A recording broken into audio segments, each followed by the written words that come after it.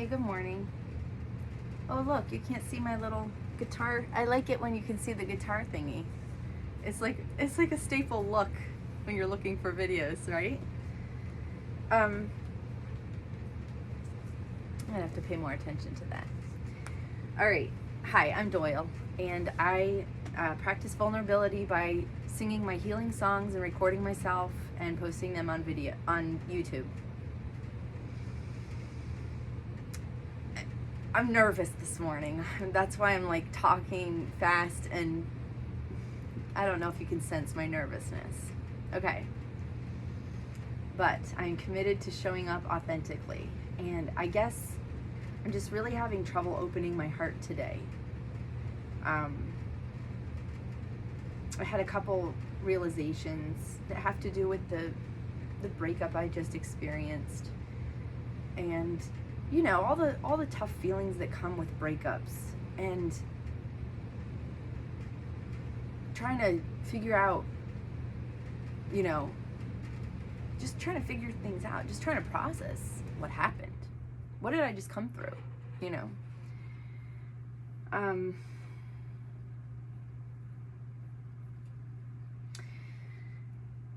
And I wanted to read again. I wanted to read this morning again something that I kind of realized about relationships, human relationships. I've been in enough of them.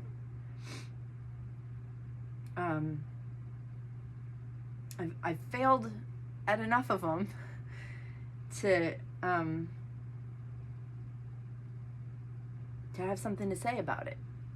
So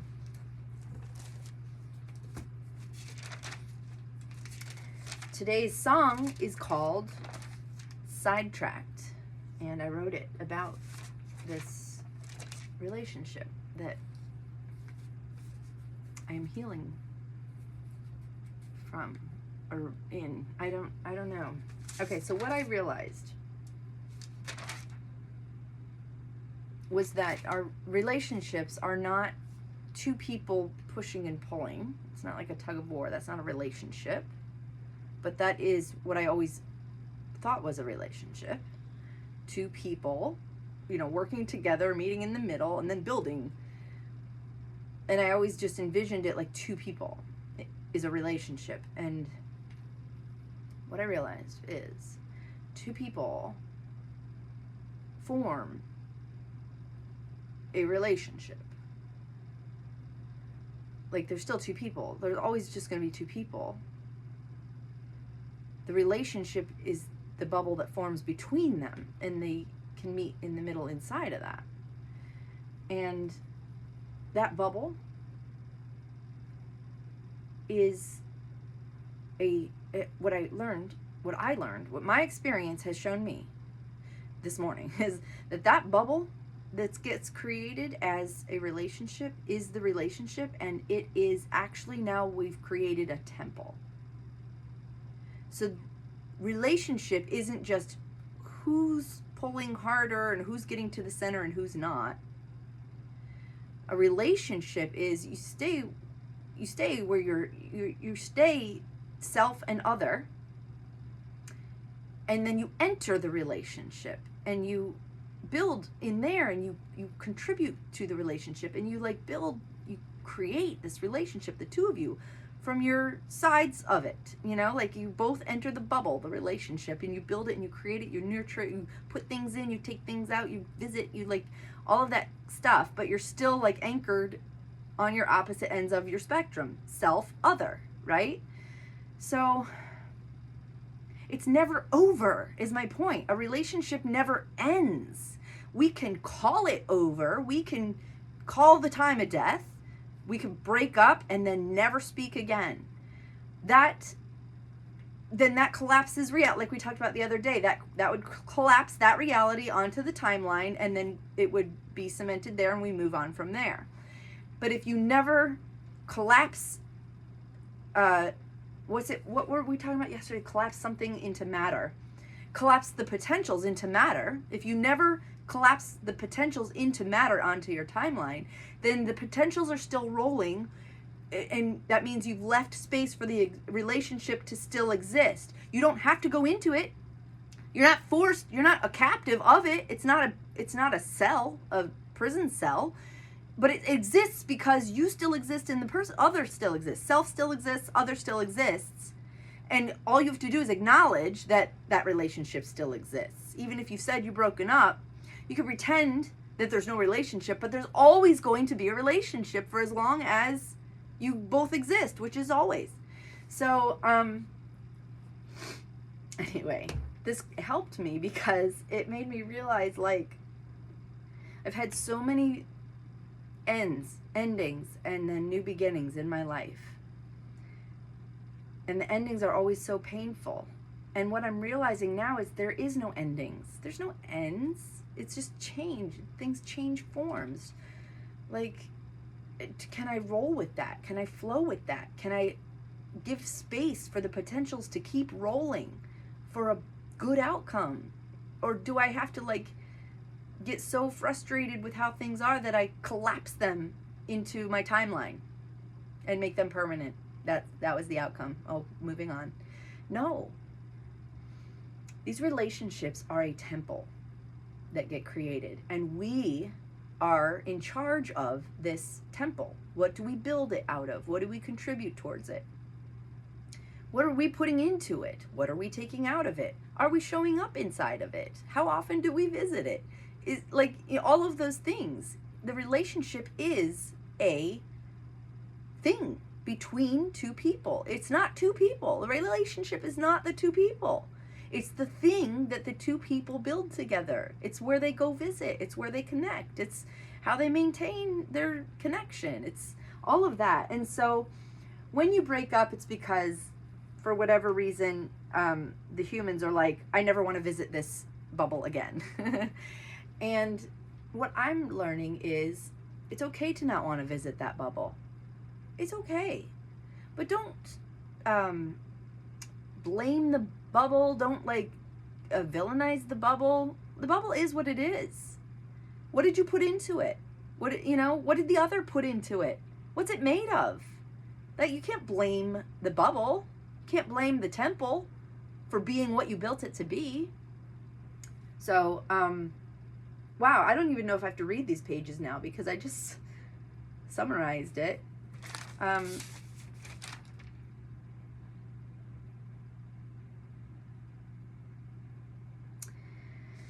Wow.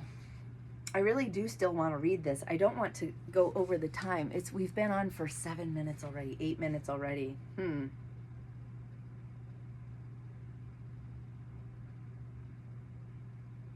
Let's read it. When I perceive my relationships as temples of the Holy Spirit, that shift in perception also shifts the weight of power that relationship holds in my life. Why is this? Because when I perceive my relationships as something that can be pushed and pulled by the self or the other, I am depending on the stability of the humans involved for the existence of the relationship. Either side could at any time annihilate the relationship just by pulling back their energy or by attacking it overtly, declaring it non-existent from a certain point on. In this type of perception, the human can very easily destroy the potential in the relationship early on by relying on their own conditioned ideas of what love is or should be without an objective point of reference for contrast. We remain blind to the unconscious ingredients we are dumping into the relationship because, from our perception, we are simply handling the reins the way we learned to.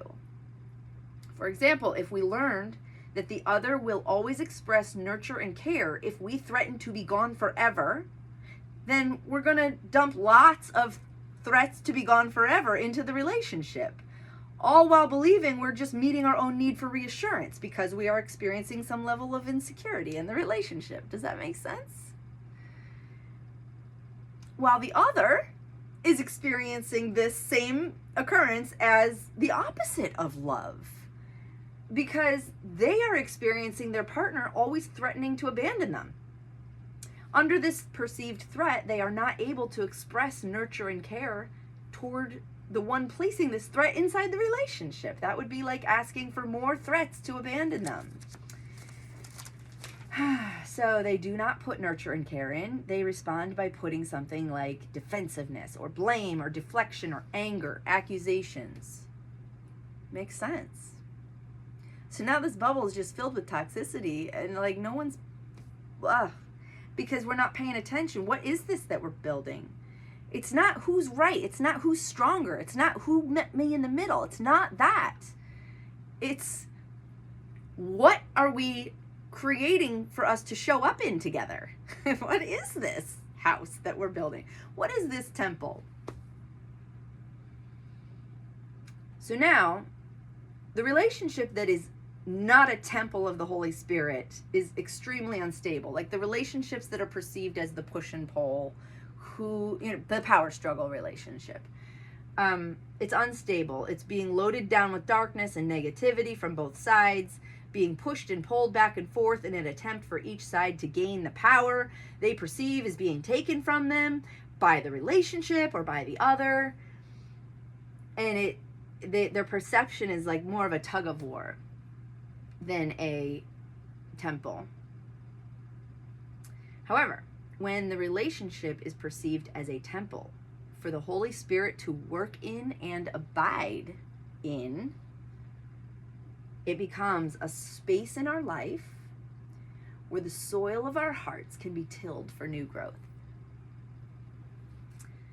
The power is no longer competed over. It's all given to Spirit to wield. Nobody's fighting for power. Both people have given the power to the temple. Like, they're like, okay. Let me just keep reading. It becomes a space in our life where the soil of our heart can be tilled for new growth.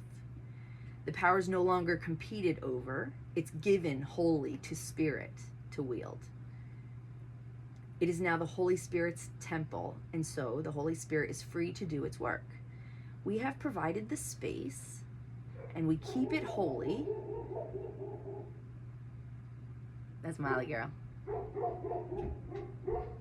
No. There must be a goose out in the backyard that she doesn't want to be there. Okay, Molly. All right.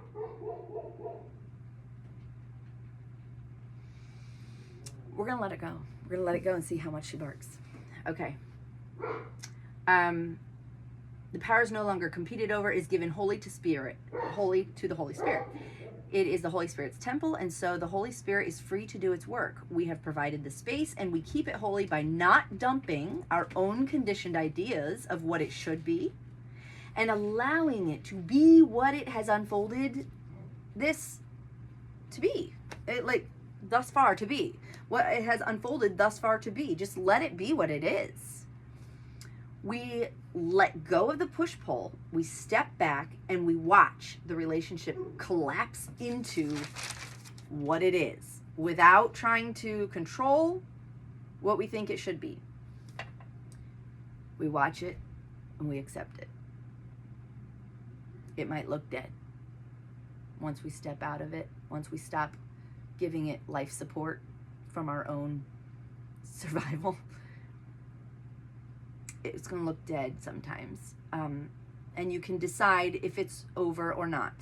You can give up hope at any time and call the time of death. Or you can shift your perception to view your relationships as holy temples where the real work in life happens. You can stare at the rubble and consecrate the pieces to the power of the Holy Spirit and watch as Spirit begins to do its work, unencumbered by your conditioning, unblocked by your need to be in control, free to work in the loving space you provided it. You feed the Holy Spirit by contributing to the temple things like peace, understanding, comfort, protection, humility, forgiveness, compassion, wisdom, grace, patience, willingness, courage, etc. Here's where it's easy to get caught up and get off track So listen up. Yeah, I wrote that. I was like, so listen up. When you contribute these things, you are not giving them to the other at your own expense, like out of your own reserves. You are not giving up some of your peace to give them a little piece, right? That's not what we're talking about. That's martyrdom and codependence. No, you never sacrifice part of yourself to give to another. No, you always remain whole. You never give part of yourself away. You keep all parts of yourself. What you give away is the overflow. All right. You allow yourself to receive so much love, so much understanding, so much peace, that not only does it fill you, but you start to overflow. And once you start to overflow, you are now ready to give to a relationship. And so you go into the relationship and you let all that overflow. That you don't ever scoop out. You only let it overflow, okay? That's important because a lot of people get stuck there and they give from their own reserves. And they're like you get it. Okay. You give willingly from your overflow. We have 1.5 pages left. Okay, so this means that all of the things you are contributing to the temple, aka relationship, you are pouring into yourself first and allowing it to overflow, which means you are feeling fulfilled and content on your own without the other.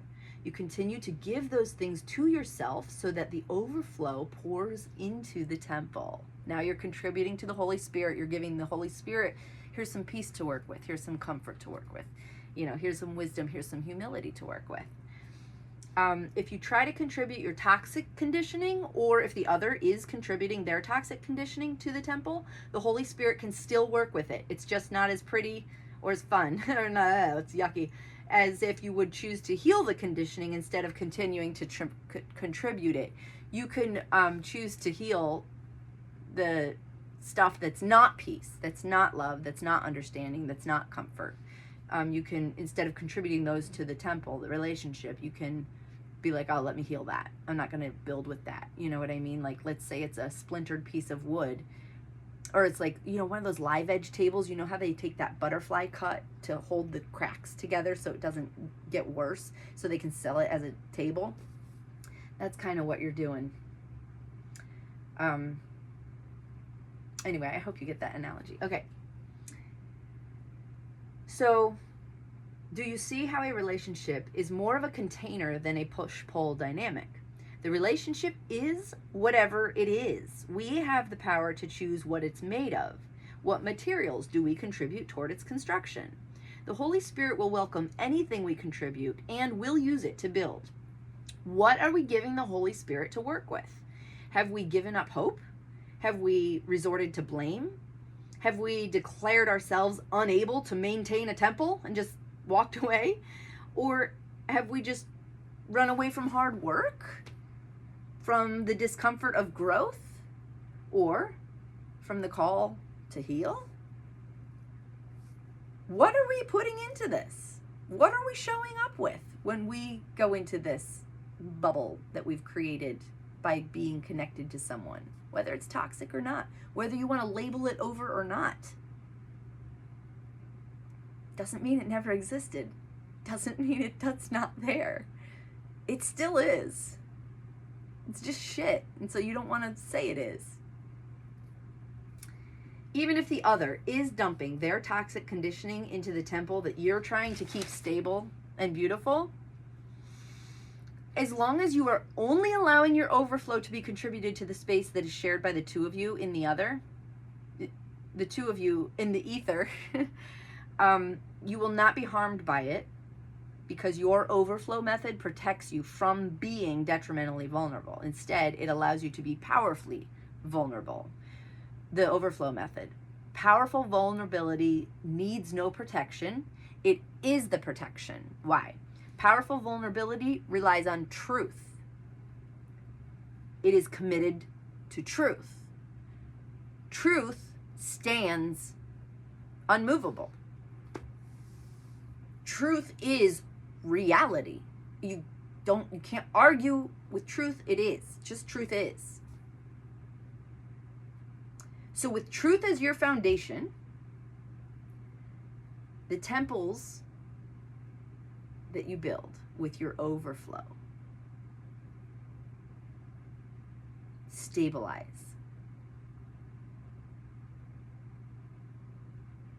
And soon you notice which temples are also receiving overflow from the other.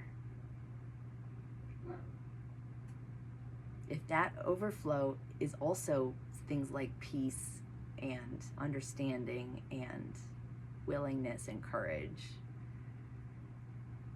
those are the relationships you're going to want to consecrate. Let the Holy Spirit do its work. Okay, you guys.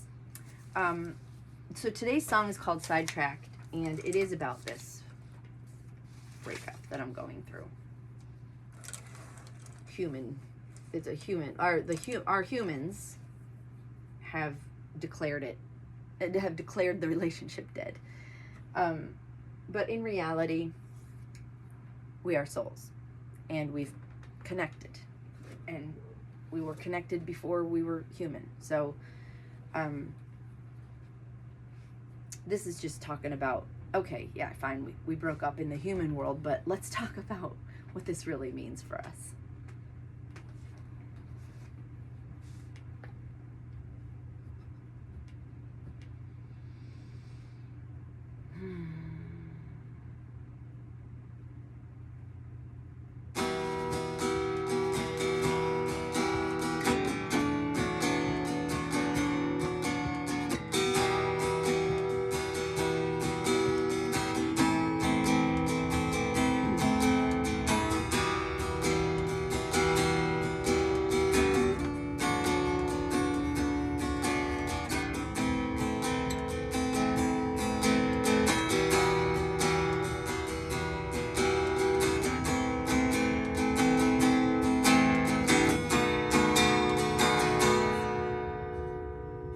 We got sidetracked from our healing path, our souls impatient to taste the love we had.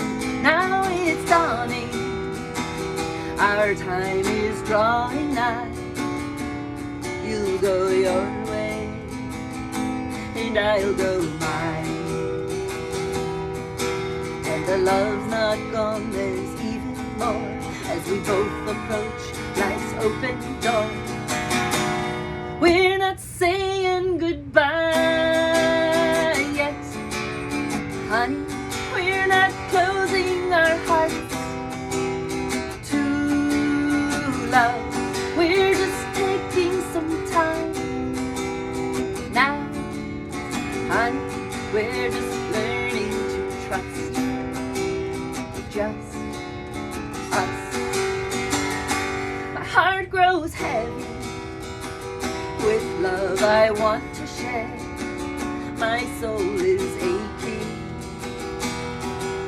to have you near. But now our journey has placed us on our own, moving onward from what we thought was home.